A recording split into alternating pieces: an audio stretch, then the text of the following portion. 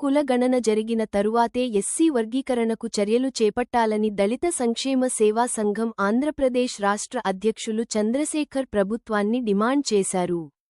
Chittoor press క్లబ్లో ఆదివారం జరిగిన విలేకరుల సమావేశంలో ఆయన మాట్లాడారు. ఎస్సీలకు క్రిమిలేయర్ను అమలు చేయడాన్ని తాము తీవ్రంగా వ్యతిరేకిస్తున్నట్లు పేర్కొన్నారు. ప్రస్తుతం ఉన్న జనాభా నిష్పత్తి ప్రకారం రిజర్వేషన్ ప్రకటించాలని డిమాండ్ చేశారు.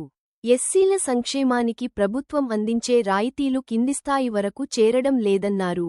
దీంతో అభివృద్ధి నెరవేరడం లేదని వాపోయారు. గత ప్రభుత్వం ఎస్సీల అభివృద్ధిని అనగదొక్కిందని, నూతన కూటమి ప్రభుత్వమైన తమకు న్యాయం చేసేలా కృషి చేయాలని, ఎస్సీ ఎస్టీకి కేటాయించిన నిధులను వారి యొక్క అభివృద్ధికి మాత్రమే ఉపయోగించాలని విన్నవించారు. ఈ సమావేశంలో చిత్తూరు జిల్లా అధ్యక్షులు శివాజీ మరియు గోపాలయ్య, గోపీనాథ్, సాగర్ తదితరులు పాల్గొన్నారు. ప్రెజెంట్ ఉండే జనాభా నిష్పత్తి ప్రకారం కులగణన చేసిన తరువాతనే వాళ్ళు ఏ జనాభా ఎక్కువ ఉంటే ఆ ప్రకారంగా రిజర్వేషన్ ఇవ్వాలని మా యొక్క ముఖ్య ఉద్దేశము. కానీ ప్రభుత్వాలను కూడా గొడవ పెట్టాలనే ఉద్దేశంతో ఈ కమిషన్ చేస్తున్నారు, కానీ మాకైతే న్యాయం జరగటం లేదని మేము తెలియజేసుకుంటున్నాము. ఎందుకంటున్నానంటే ఇప్పటి వరకు పార్లమెంట్లో కానీ శాసనంలో కానీ ఎస్సీ ఎస్టీలకు చేరటం లేదు. ఊరికే పేపర్ మీద పెడతారు మీరు అభివృద్ధి కావాలని. మేము ఏ విధంగా అభివృద్ధి అవుతాము?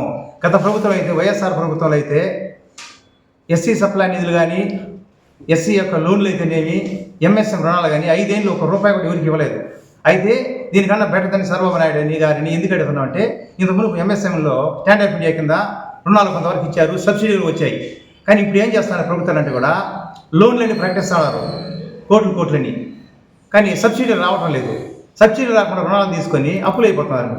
అయితే మాకు ఆశ చూపించి ఈ విధంగా చేయడం ఎంతవరకు న్యాయం? మేము ప్రభుత్వాలను మేము ఓట్లేస్తే కాబట్టి ముఖ్యంగా రేపు కార్యక్రమం చేసేదంటే ప్రజలందరూ కూడా పిలిపేదంటే అందరూ కూడా వచ్చి ఎస్సీ ఎస్టీ కమిషనర్కి చెప్పాల్సింది ఏంటంటే, ముందుగా కులగణన చేయండి.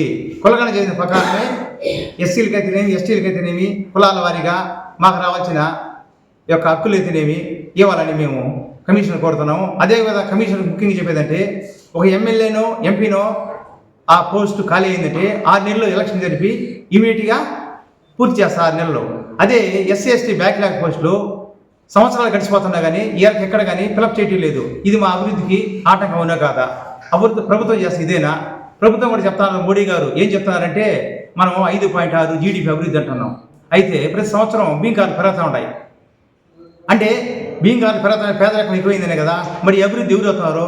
ఒక వ్యక్తి అవుతున్నారా, ప్రజలు అవుతున్నారా? అంటే ఒకరు ఇద్దరు ఇవన్నీ కూడా చేస్తున్నారు. అదేవిధంగా ఇంతకుముందు కూడా గత ప్రభుత్వంలో కూడా ఫస్ట్ స్వాతంత్రం వచ్చినప్పుడు డాలర్తో ₹4 ఎక్కువ మంది. అదే ఈరోజు డాలర్ వచ్చి ₹86. అంటే మనం ఏ విధంగా అభివృద్ధి అవుతున్నాం?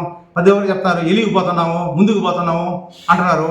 అంటే ఫస్ట్ యువతకు ఉపాధి కల్పించండి. ఉపాధి ఇచ్చినట్టు మాత్రమే మీ అభివృద్ధి అవుతాము. అంతేగాని ఉచితాలు మాకు వద్దు, విద్యా వైద్యం మాత్రమే మాకు కావాలా. మాకు ఇచ్చిన సబ్సిడీలు అన్నీ కూడా మాకు ఇచ్చిన ఏవైతే పార్లమెంట్లో కానీ శాసనసభలో కానీ మీరు మేము చాలా అభివృద్ధి అవుతామని సభాముఖంగా అందరికీ తెలియజేసుకున్నాము. ప్రభుత్వాన్ని కూడా వినిపించుకుంటున్నాము. జై భీమ్. రేపు 27 తారీఖున చిత్తూరుకి ఎస్సీ ఎస్టీ కమిషన్ గారు వస్తున్నారు. ఆ కార్యక్రమానికి అందరూ కూడా తప్పక హాజరు కావాలని కోరుకుంటున్నాము.